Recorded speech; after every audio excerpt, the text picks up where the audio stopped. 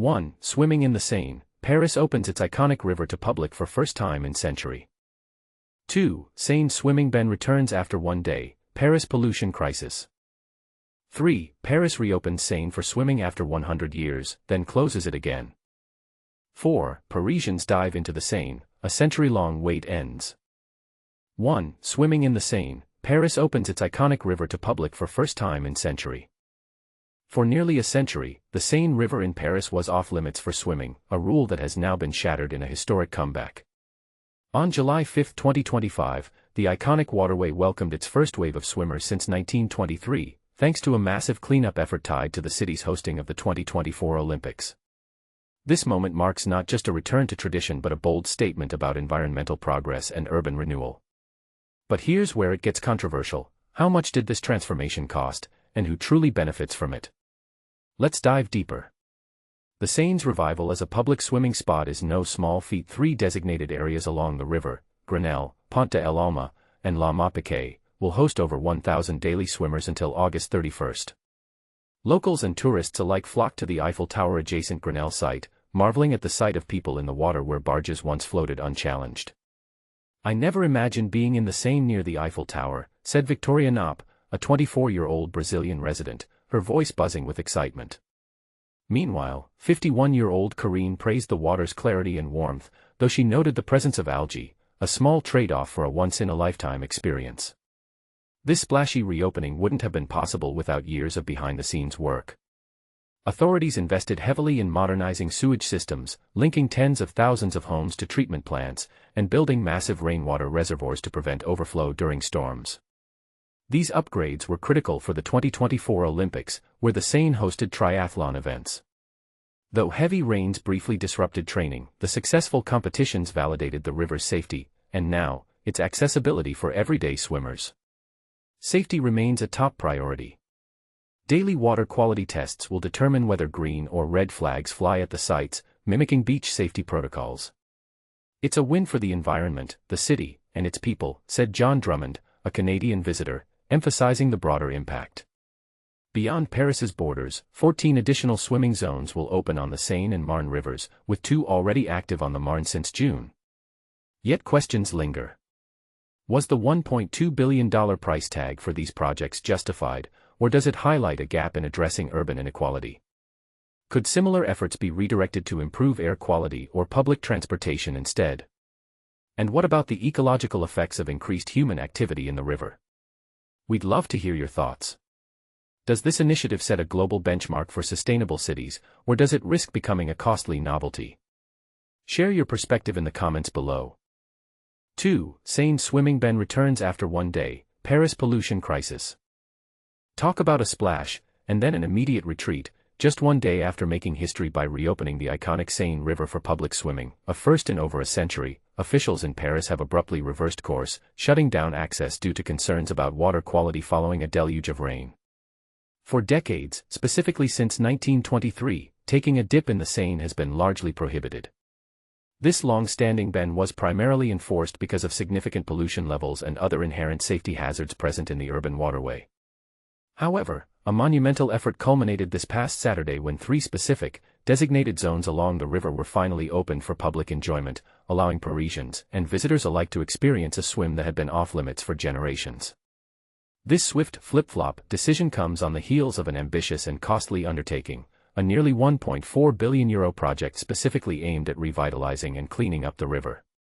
This massive investment was largely spurred by Paris hosting the recent Olympic Games. The Seine wasn't just a backdrop, it played a central role, hosting several open-water competitive events, including the swimming portion of the challenging triathlon. It also served as the unique and spectacular venue for the Games' opening ceremonies, featuring a parade of boats carrying athletes right through the heart of the city. To underscore the success of the cleanup and build public confidence, Paris Mayor Anne Hidalgo even took a highly publicized swim in the Seine herself prior to the Olympics, aiming to demonstrate the water's improved cleanliness to a public that remained understandably skeptical after so many years of pollution. The dream of a clean Seine isn't new. Officials first set their sights on this goal way back in the 1990s. The comprehensive plan that ultimately brought about the recent improvements was proposed in 2015. Key to this plan was a significant upgrade to Paris's aging 19th-century sewer infrastructure. This involved rerouting household wastewater to prevent it from being dumped directly into the river, a major source of historical pollution.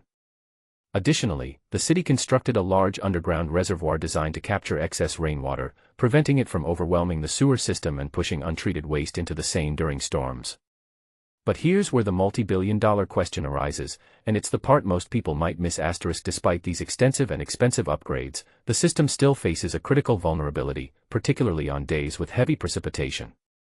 As a French official reportedly explained to the newspaper Le Monde, intense rainfall can still overwhelm the infrastructure. And that's precisely what happened on Sunday. The heavy downpour raised immediate red flags regarding potential pollution spikes, leading to the decision to close the swimming areas. This isn't an isolated incident. Heavy rain also caused a significant surge in bacteria levels during the Olympics themselves, forcing the postponement of the triathlon's swimming leg by a day. To monitor the situation, the river's water quality is rigorously tested on a daily basis, specifically checking for harmful bacteria like E. coli and other potential contaminants. This rapid closure, right after a historic opening and a massive cleanup investment, certainly sparks discussion. Does this setback indicate that the vision of a reliably swimmable Seine is still a distant reality? Or is this just a temporary, albeit frustrating, consequence of extreme weather patterns in a complex urban environment? We'd love to hear your thoughts on this. Given the huge investment and the clear public desire, what does this incident tell us about the challenges of urban river restoration? Share your perspective in the comments below. 3. Paris reopens Seine for swimming after 100 years, then closes it again. Imagine diving into the iconic River Seine in Paris, a dream finally realized after over a century of being off-limits to swimmers. But here's the twist: this historic moment of triumph was short-lived. Just 24 hours after the French capital proudly reopened its waters for public swimming, the Seine was abruptly closed again due to a relentless downpour threatening to unleash a torrent of polluted sewage into the river. The paradox.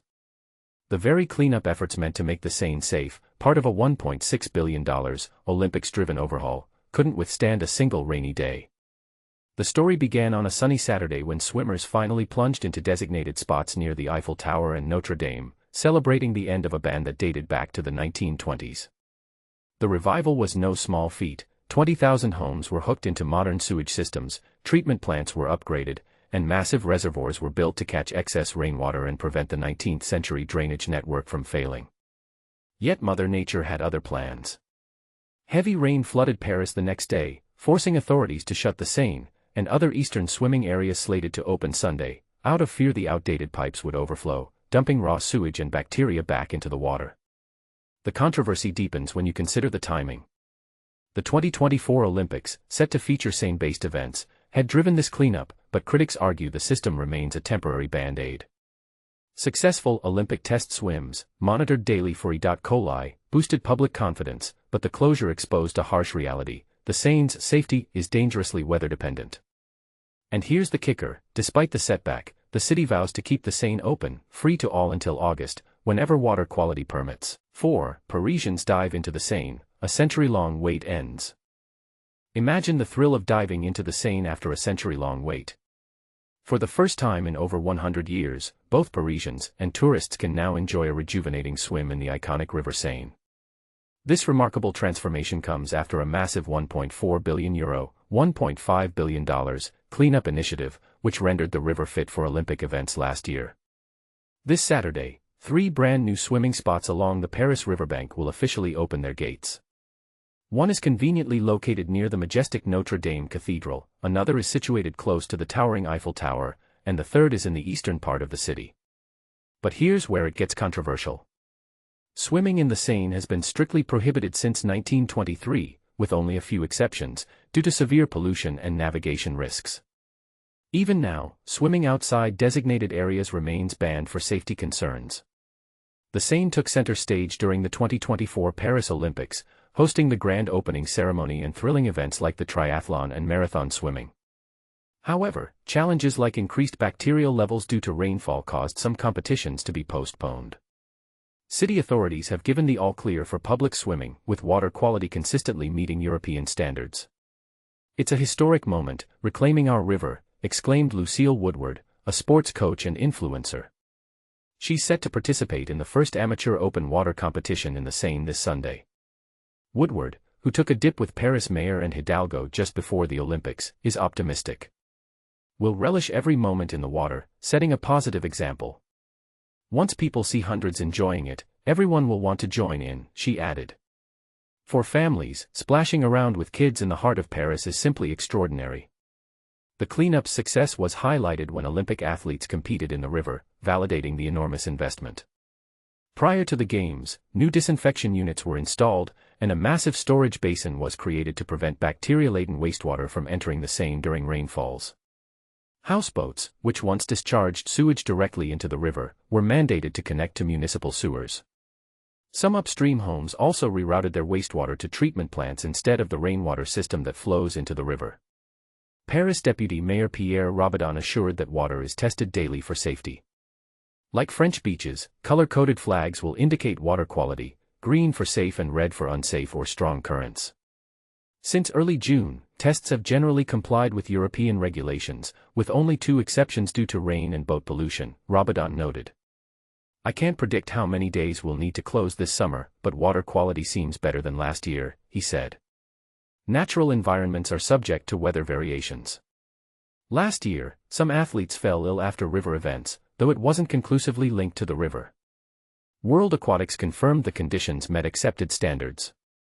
"The legacy of these efforts is clear, with the Seine now open for public swimming, a testament to sports driving community benefits," they stated. Skepticism lingers about water quality. Dan Angelescu, CEO of Fluidian, a water monitoring tech company, has independently tested the Seine for years. He argues that the official testing methodology undercounts bacteria. "Water quality in the Seine is highly variable," he said. "Only a few days in the swimming season have acceptable quality. All we can say is that current science doesn't fully support the assessment of water safety in Parisian rivers, and there's a significant risk not being addressed," Angelescu warned.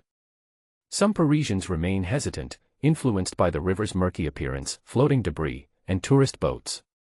Real estate agent Enis Majoub said he'd feel more disgusted than afraid due to the dirtiness. Until August's end, swimming sites will be free and open to those aged 10 or 14 and older, depending on the location, with lifeguards ensuring safety. "It's a dream come true," said Clea Montanari, a project manager. "Imagine if the Seine became drinkable, that's the ultimate goal, right? But swimming in it now is already fantastic. What do you think? Is the Seine's transformation a triumph or still a risky venture? Share your thoughts in the comments.